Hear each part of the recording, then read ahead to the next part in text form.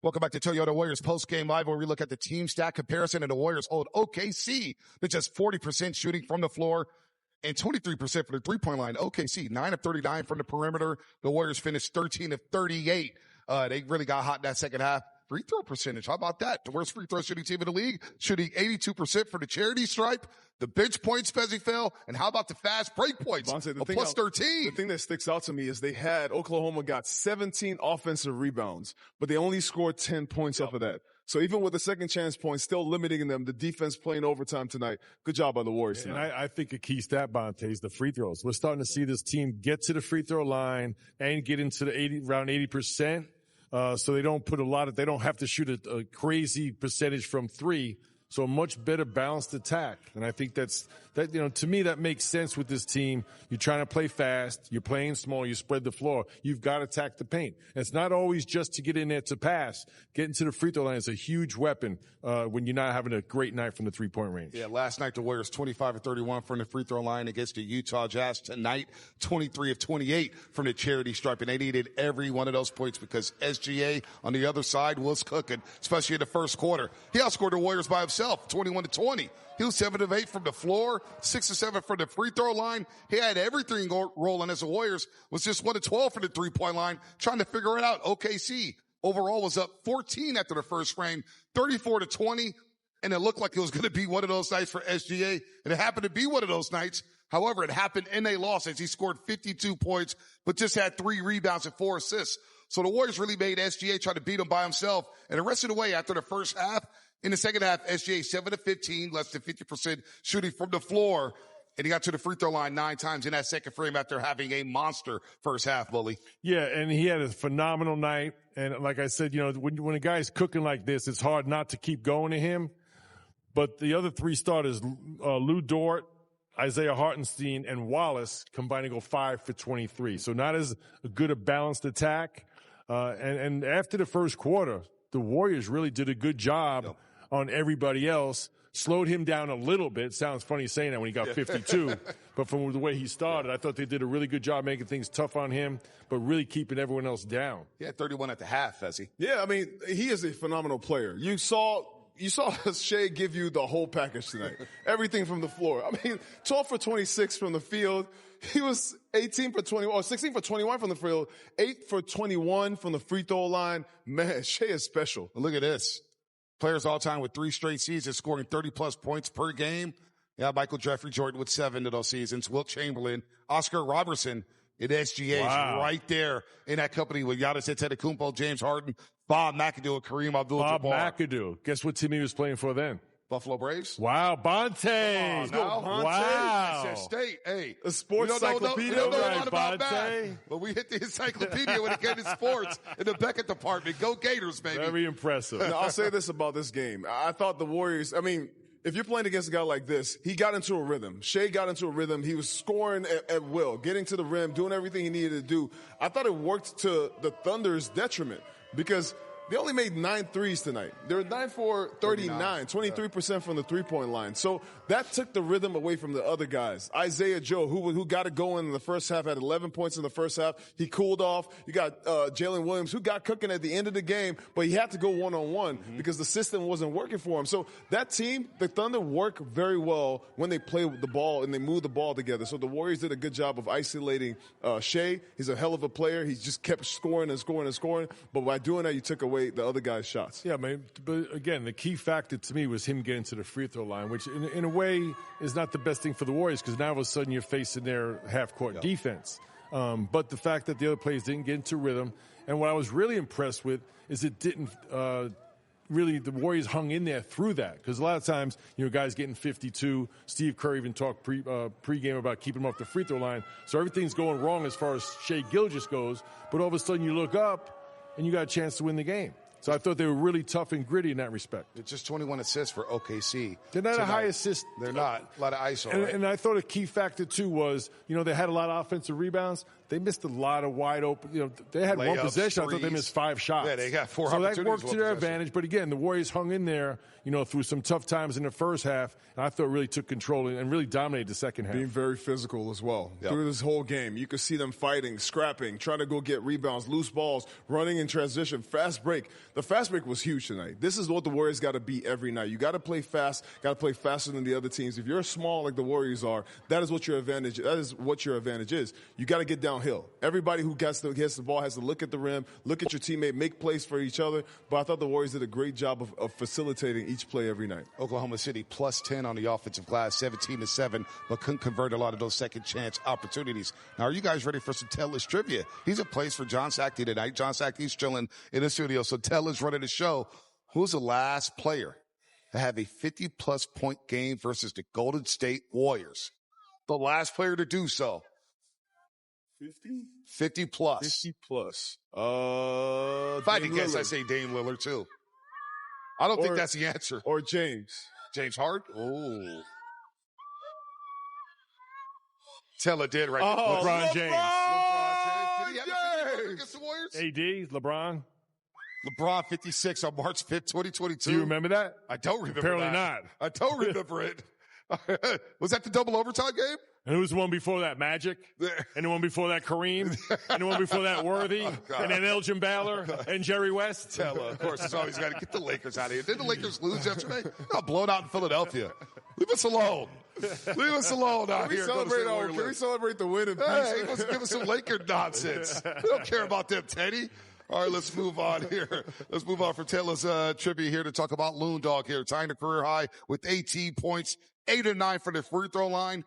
And Steve Kerr had to comment, I want to say 3 weeks ago, Fezzi, where he said, you know, we don't play Looney. And then when I do go back to him, I always wonder to myself, why haven't I been playing this guy? Well, Looney always stays reliable. He played over 25 minutes tonight. TJD did not participate in the game tonight. 4 block shots. Loon Dog's so reliable. Say what you want about the big, Bonte, but you can't get the bigs out of the game, Bonte. I love that Kevon Looney is always ready. He says a lot about his professionalism, but tonight his physicality the Warriors needed. 4 block shots is huge for the defense. He made some big plays. You saw the block on Jalen Williams when he got going and started getting to the rim at the end of the game. He was getting big rebounds. He was making great defensive plays and then scoring 8 for 9 from the free throw line. Also getting those chances at the point, at the post, getting screens for Steph Curry, getting to down. I mean, he does a lot of things that don't go noticed normally. Tonight, I'm happy to see him get rewarded because he had a career high. Yeah, I just thought his screening was incredible. And when Kevon rolls to the basket, he does a little bit different than the quick go through, dive to the rim. He stays open for a long time in the paint. So when he catches the ball, he's wide open because that means they hadn't tagged him. He goes through the lane nice and slow, but it takes a long time for the defense to recover. A lot of times he catches, he's wide open because they're worried about the three-point shooters. So I think he's got great timing, and I'm not surprised by this. When I see Kevon Looney, we watch him a lot warming up. I think he's got a lot more to his game than he shows. He's an unselfish guy, the best teammate you ever want to see. But I think he's more than capable of doing this on a nightly basis. I really do. I don't think he did anything that surprised anyone. Just maybe statistically it shows out more, but it's what he brings every night. You make a great point. He sacrifices a lot for the betterment of the team year in and year out here. Let's hear from Steve Kerr, who's got to be pleased with this team's effort tonight as they beat the Oklahoma City Thunder, presented by BMW. Steve, you mentioned before the game you wanted to keep Shea off the line. That didn't work out so well, but overall, under 30, I was hoping, and so we got the job done. Yeah. But overall, what do you see from your defense after the first quarter or so? Well, we battled. That was the main thing. And Shea is, he's incredible. I mean, everyone knows that, and he's impossible to guard. So he did his thing, but I thought the second half we were much more disciplined.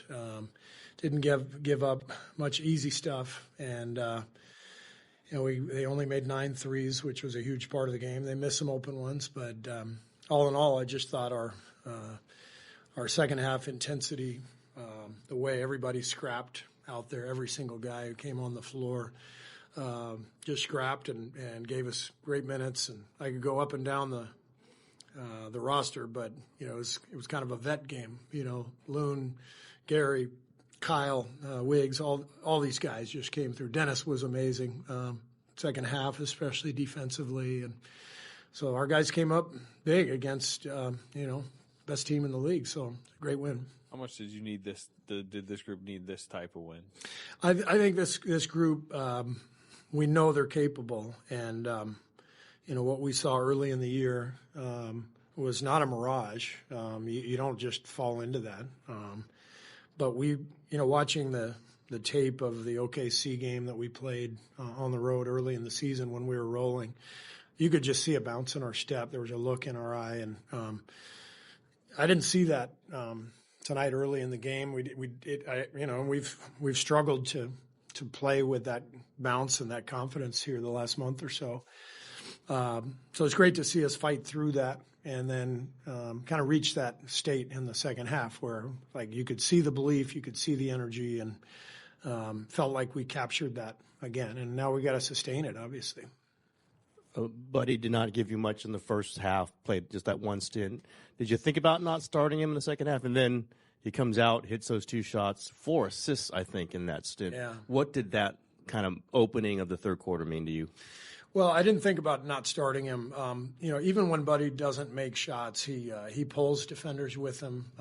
There's a sense that the game is making sense because it's catch and shoot. If he's open, he's shooting. I know, he hasn't been making them consistently lately, but there's a flow to the game when he's out there.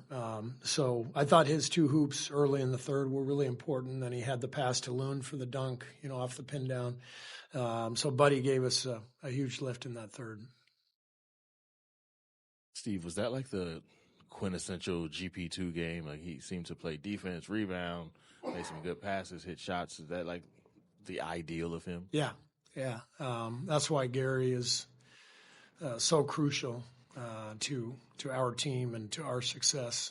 I say it all the time, but the 22 finals shifted as soon as Gary got healthy after game 1. We won 4 out of 5 games, and a huge part of that was his defense, his energy, his playmaking, screening. He's such a unique player. There's nobody like him in the league. He's basically a 6'2" power forward with jets in his feet, and great feel too, like a really interesting feel. Not so much as a guard, but as a rolling big, and so he creates an advantage for us defensively, but also a different look offensively with his diving and finishing. So Gary's huge for us, and when he plays like that, we're tough to beat. Steve, obviously.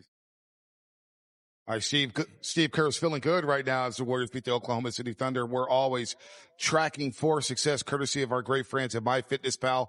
Make the MVP the LVP. Yeah, you can scratch that one, Bonte. Yeah, that worked out well for Doug. He's still the MVP. They'll take the win. Make him the MVP and get the W. Yeah, there you go. Force OKC to go over turnover. Hey, look, they commit 12 turnovers a game, second fewest in the NBA. Tonight, they committed 14, and the Warriors scored 17 off those turnovers, Willie. Yeah, I mean, when you keep that stat close, the Warriors just had 15 turnovers, but points of turnover 17-16.